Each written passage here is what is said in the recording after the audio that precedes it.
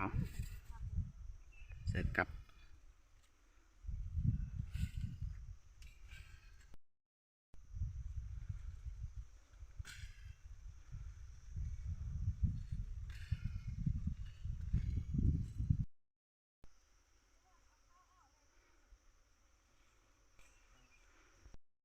นี่มานอนซื้อครับมานี่นะ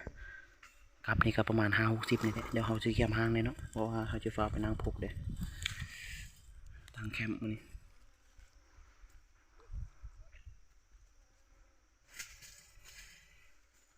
เอาสบายดีสวัสดีคือเก้ามานี่มาเลาะเสื้อกับเลาะเสื้อกับมานี่2 คนมานี่นะทำยังมานำบอลเขานอนชุดแล้วเนาะนี่เนาะเดี๋ยวเขาจะห้างเอาไว้มันครับหลายดิ70 หลัง70ประมาณ70นี่ห้างแล้วก็จีนะลงไปพกก็มาให้เนาะเมื่อกี้ลงมาแล้วก็เข้าไปเบิ้งละหอยกินนี่กินหลายอยู่เอาเดี๋ยวเจอเบิ้งเนาะทางนู้น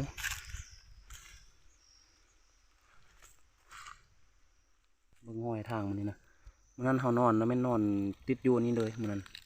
นอนอยู่ติดทางมันเลยแล้วบรรยากาศเนาะมันยังจะย้ายบอลบนนอนเนี่ยนะสุดแล้วเขานอนนี่สุดแล้วกับบุกไก่บ้านไปเลยนี่มันเอาขึ้นมาเนาะบนเห็นบ้านหมดเลย นี่กุกมาให้ละอยู่บนนาหลังกบานนี่อยู่บนนาผาหางแถวนี้แหละวันนี้กองสลีหางเลาะแถวนี้แล้วเขามันนี่จะไปนอนท่านไก่ก้อนเก่ามันนี่มันนั่นเขานอนติดอยู่นี่แล้วมันกากทึกดีอยู่แต่ว่าฟ้าฝนมันนั่นเนาะแต่หนู30 ปลายนี่มันนี่พาเมียมา2 คนพาเมียมาคนเดียวเนาะโอ้พาเมียมา2 คนโอ้หมูหอยเนี่ยยังมาดีอยู่เอาเดี๋ยวจะไปเลาะห้างตอนนี้นะสลีนี่มดละมันกินนี่มันเลาะเล่มกินมดละก็เลยระบุสลีเฮาตามเนาะ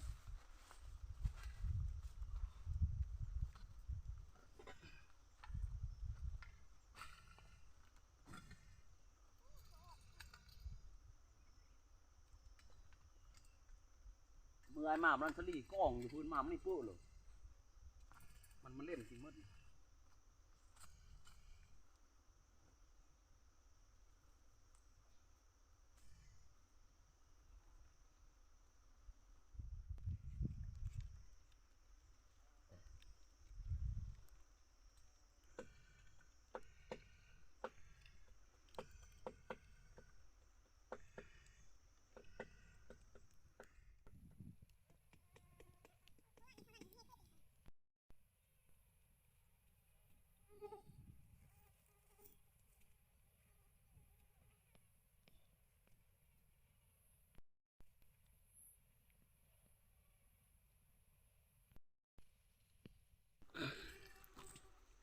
มาเข้าไว้ก่อน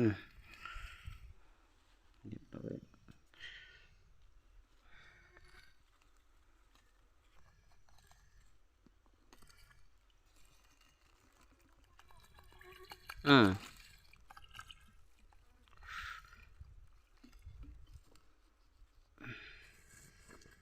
ไว้จักสุกไว้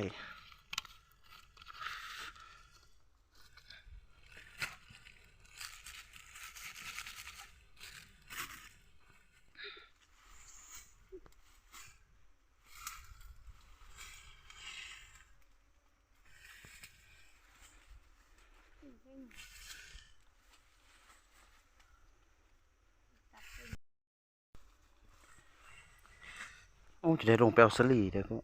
สลีตามกับมืดละตอนนี้ก็5 โมงครึ่งโอ้ยังพะเนาะหางกับสักกันแล้วเดี๋ยวชีเขาไปนั่งกุ๊กไม้กุ๊กไม้กุ๊กนี่หางกับสักก็แล้วนะ50 บาท60 หลังไปเดี๋ยวลงไปก่อนลงไปนั่งกุ๊กก่อนซ้อนกินแรงก่อนเมียนั่งอยู่ตู้พลาเนาะลงไปก่อนคำแล้วยามตัวไหนตัวจอมมาเลยคำเอาเดี๋ยวลงไปนะขับรถสักเข้าตัวยังปีนกินแมลงแต่งกินแมลงลงไปเอาบางไม้เด้มาทำเขา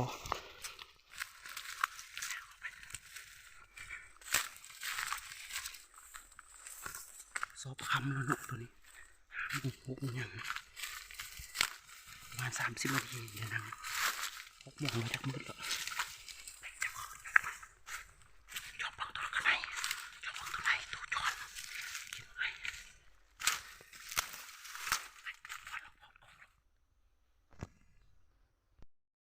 เสียงแบบสิบๆไปเนาะก็จะเข้าคำน้ำเกณฑ์ตัวจอนตัวนึงเรียนอยู่นะบ้านมานำตัวนก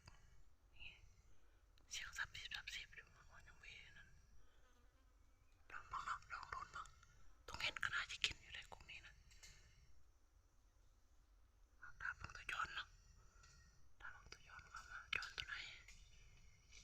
อดเข้ามาจากตัวเลยยิงแทงกินแรงนี่นะเนาะ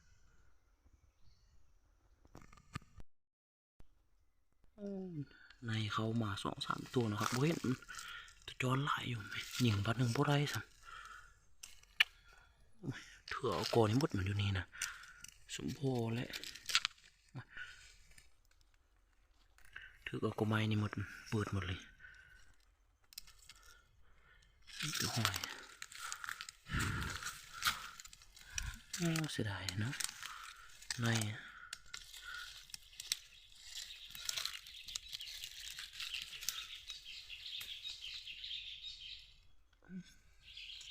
บุกเขาแล้วขับแล้ว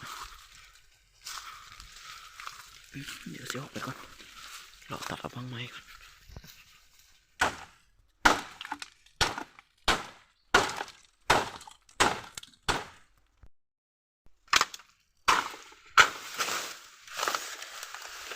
เอาเป็ดหลามเขาเนาะเอาบางเยอะเลย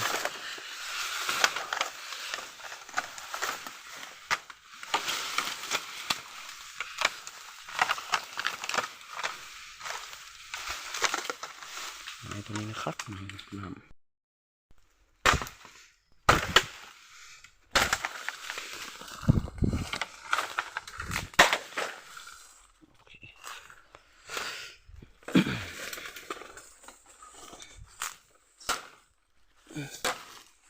เดี๋ยวขึ้นไปก็เนาะขึ้นไปแตงยูแตงกินก่อน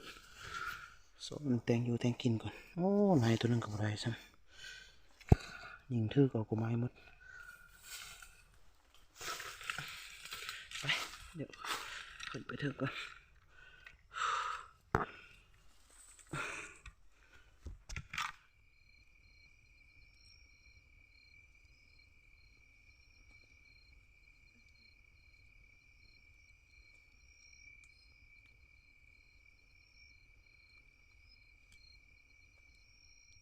แต้มที่หนึ่งตัวโน้ดึกแล้วหาเขาถึกยังโคมันแลน2-3 ตัวมองอยู่กว้างเนี่ยได้ตัวนั่งละได้น้องตัวนั่งละ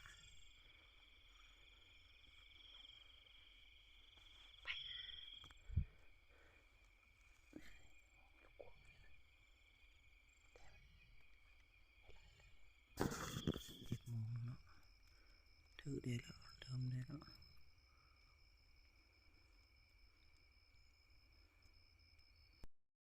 ถึง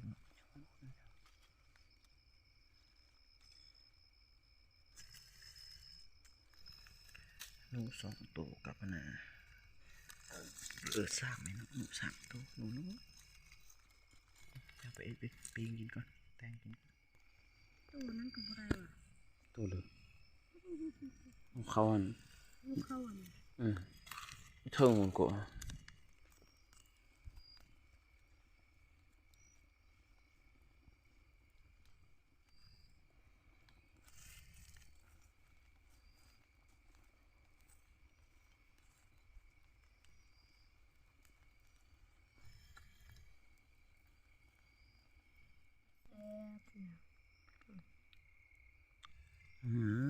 หมักปี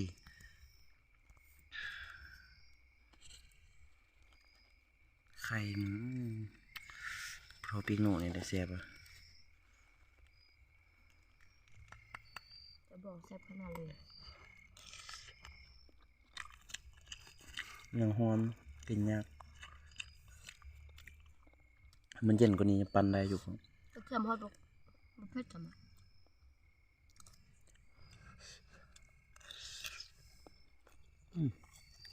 โอ้ยอย่าว่ามันบุเพ็ดอะ อันนี้บอกนี่กระเทียมหั่น อืม เผ็ด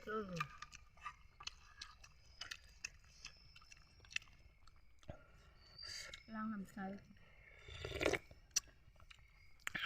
โอ้ครับมีอันนี้เดียว เป็นเนาะ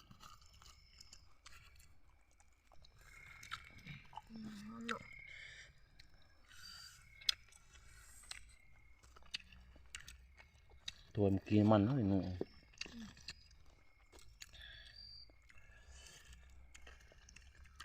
มึงงัวย้อนกระดิมึงงัว ก็เลย งานหนามัน ต้องวะ บ่มักสุกเนาะ ก็เลยกินมี ครับมึงบอกเป็นตัวนี้คือแซ่บมัน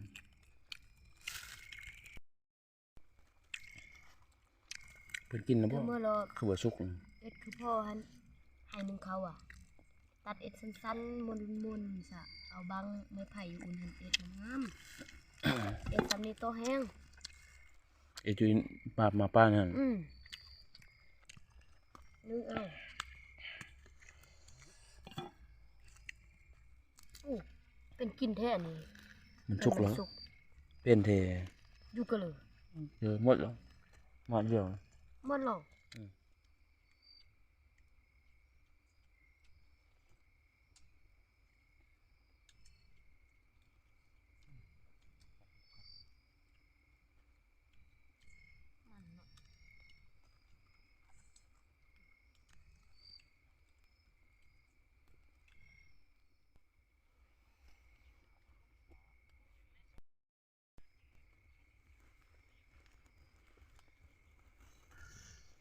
ทาเดือนโต๊ะ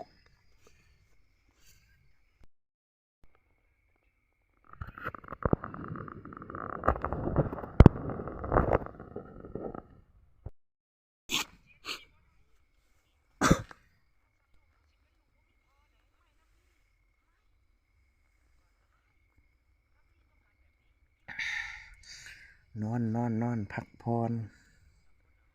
เดือนตกตัวเนี้ยมดอยู่เท่านี้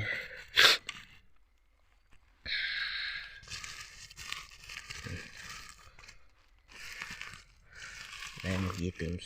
4 6 7 ตัว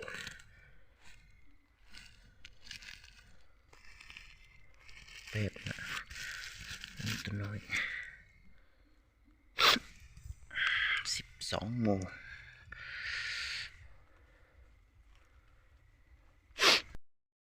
เดี๋ยวดังไฟเป่าไปก่อนหนาวแล้ว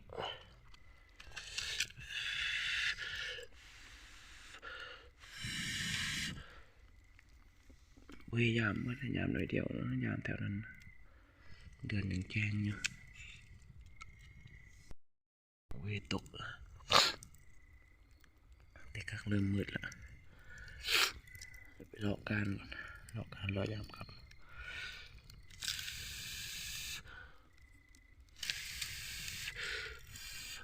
นุ่งเครื่องเหนียวก่อนกับหายโอ้โหตุ่มบักใหญ่จุย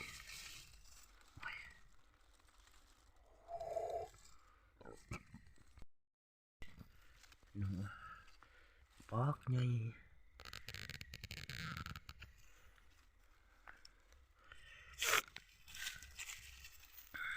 มันอยู่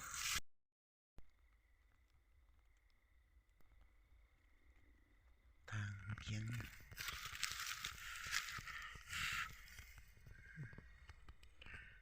ตุ่มบักใหญ่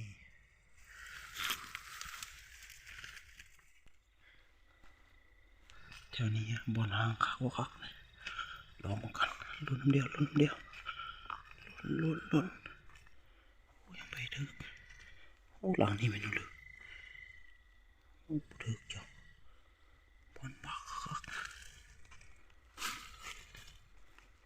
ตัวเดียวกันโอ้หลังนี้มันมา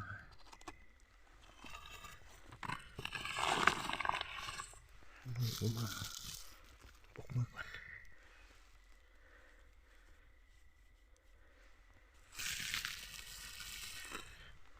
อยู่กองทัพนะคือหาสกองทัพนั่งบุตรเกี่ยวซึ่งมันมาเบลเทคตัวเดียว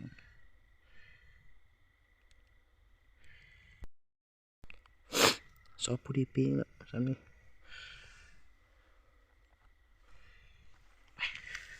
เดี๋ยวเราเข้าไปทางยามขึ้นไปแล้วก็รอการรอเนาะเดือนยังไม่ตกนะตัวเงี้ยตัวนั้นก็จะเชื่อว่าโอ้ก็มิดละคือมือมาคือมีดเนาะ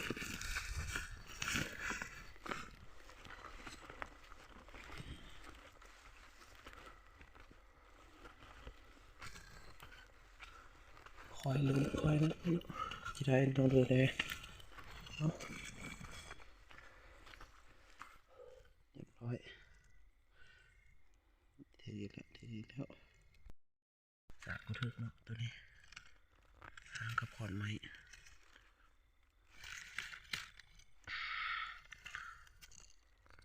ทางละเอียดอยู่แล้วอีกแล้วหลังนี้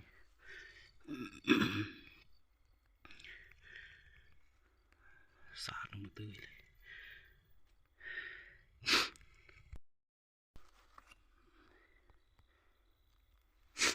1 โมงแล้วนะ1 โมงปลายแล้วเดือนยังไม่ตกเลย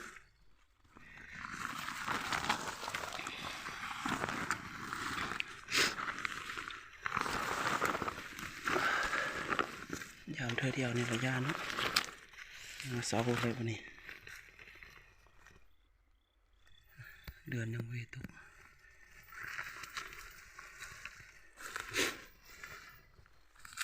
เดือนเที่ยงมันพัก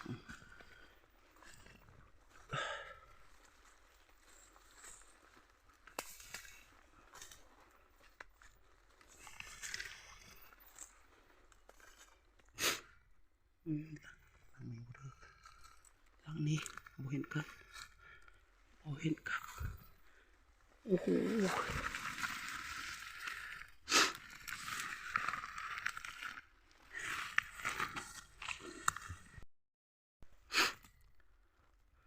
10 ปลายแล้วเนาะได้10 ปลายตัวละ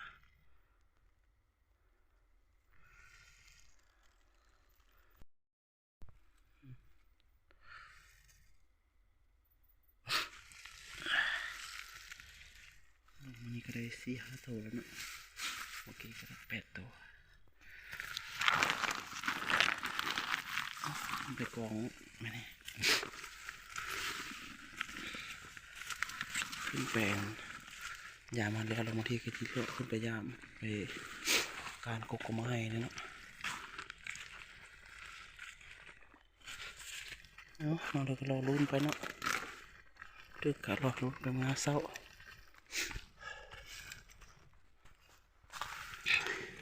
มาอีกแล้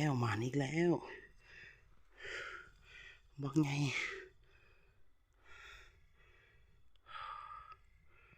เขาลูดจ้ะมาคอมเมนต์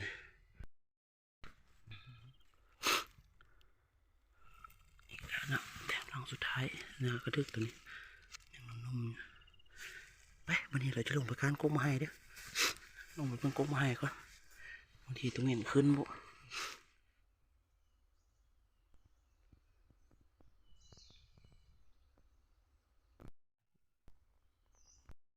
อยู่นี่นะก็ได้เข้ามาดูเห็นที่บ้านจะน้อยจะกินลงไปบ้าง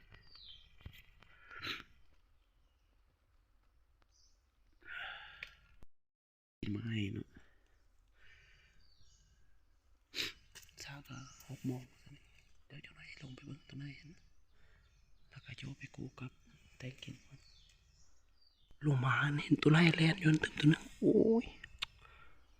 น้ ผ้าเนาะเนี่ยเขานั่งเมื่อกี้กูก็ให้ยิงอยู่นะคือเขาถึงสอบก่อนตกบ่คือเห็นลงมาตามในผ้านี่เลย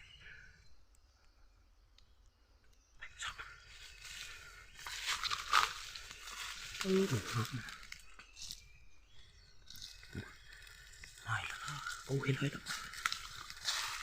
ตัวน้อยเนาะลูกมันนี่ลูกมันละได้ตัวลูกมันละเนาะเมื่อวานนี้เขายิงตัวเยอะได้ตัวปกแม่มันตัวปกได้ตัวนั้นมาเมื่อกี้พัดแลนอยู่เถอะมันตัวนึงไหนไหนไหลไหนไปเดี๋ยวจะเข้าไปนั่งก่อนนิดหน่อยหนึ่งนั่งก่อนแถวนี้ยังแต่ขึ้นไปบนนั้นเนาะบนตึกหลายเมื่อคืนนี้อุ้ยตอนนี้ซึกโอ้สองแต้มตัวบักใหญ่สองแต้มนะอันนั้น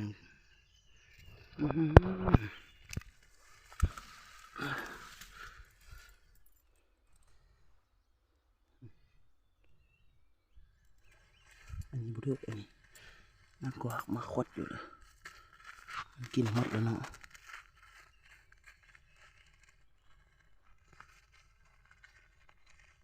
อุ้ยเกือบหลานดักโม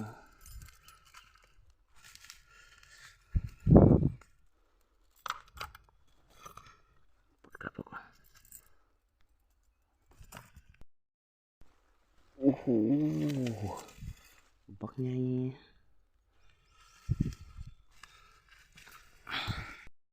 ต้องเต้น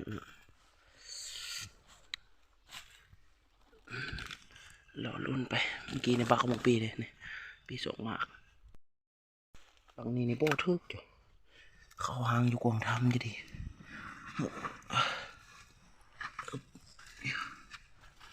บทเขาข้อ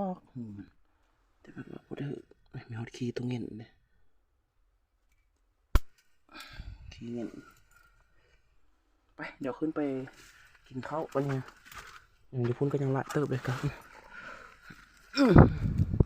เมื่อคืนนี้อยู่เท่ามันเนาะทึกหลายไปเราขึ้นไปตัวนี้คือว่าตัวเยอะเลยสมหนาวปวดกลับก่อน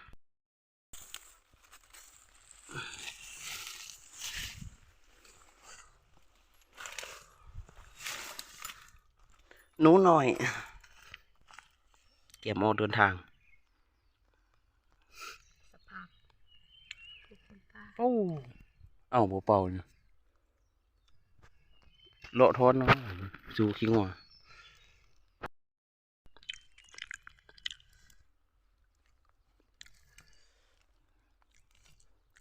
แซ่บ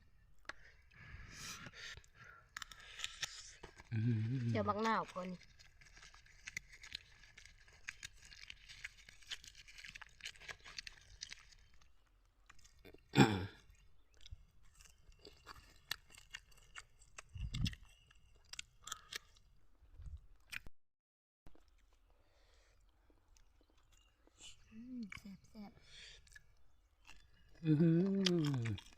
แซ่บ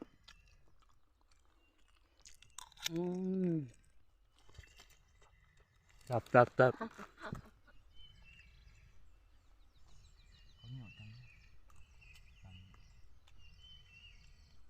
นี่เหนียวไปฟันเนี่ยเป็นเรื่องของเชฟฟัน อันนี้น้อยอันนี้ข้าวเจ้านี่เขาเหนียว